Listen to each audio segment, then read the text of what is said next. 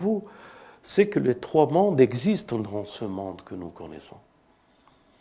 Le djinn existe, l'homme existe et l'ange existe. Et nous pouvons l'imaginer comme une bougie. La bougie, elle est faite de trois choses. Elle est faite de terre, c'est-à-dire la cire, et dans la cire, on met une tige, une mèche qu'on allume avec le feu, et à partir de là, il y a trois choses. Il y a la lumière, et il y a le feu, et il y a la terre. La cire, le feu et la lumière. En somme, pour que nous puissions arriver à la lumière, sur cette terre, il apparaît qu'il faut d'abord rassembler la terre, la cire, puis après, le feu, puis après, la lumière. Tandis que dans le monde du haut, si les choses se voient du haut et se comprennent du haut, la lumière, al-jinn, al-insan. Et du bas, al-insan, la cire, al-jinn, le feu et la lumière. Donc, la particularité de Khalifa sur cette terre, c'est que l'homme en lui, ce qui fait l'homme et le Khalifa, il ne peut pas se faire en dehors de ces trois éléments que nous avons dans la création et que dans nous croyons, l'homme, el jinn, les anges. Et que les anges, sa mission, l'homme, sa mission finale, c'est que l'ange s'est prosterné, le feu, il faut qu'il se prosterne à l'homme.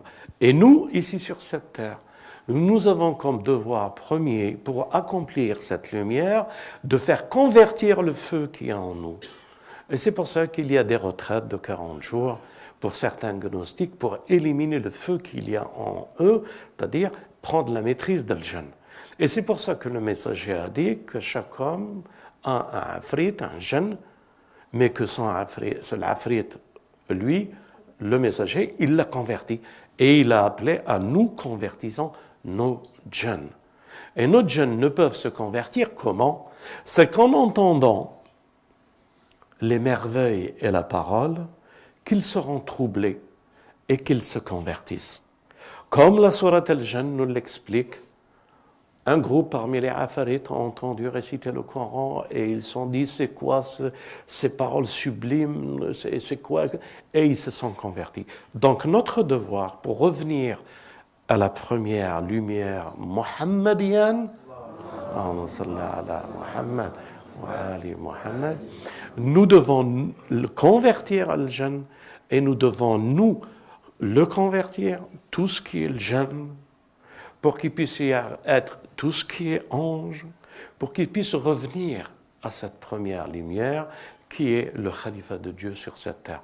Je voulais le lire parce que la sœur m'interpelle et en me disant les salawats, durant le mois béni, nous avons dit qu'elle fait reculer le temps, passer de la première créature à la créature de l'homme, c'est-à-dire Dieu a créé la lumière de notre prophète en disant Ya Jabir, Nur Nabiyika, la première existence, en répondant à Jabir, le prophète. Donc, écoutez bien, hein, parce que ça c'est important, vous allez voir, vous allez goûter quelque chose de magnifique. Donc, nous, dans les salawats, c'est pas nous qui l'avons inventé. C'est pas d'un seul coup on a dit salawat. Non, non, non.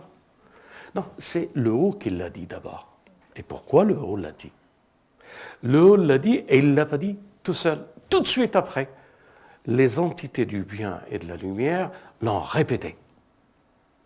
Pourquoi? Parce qu'ils doivent le dire. Et eux, ils le disent dans quel temps? Dans le temps subtil, bien avant que le bien-aimé existe. Ils le connaissent.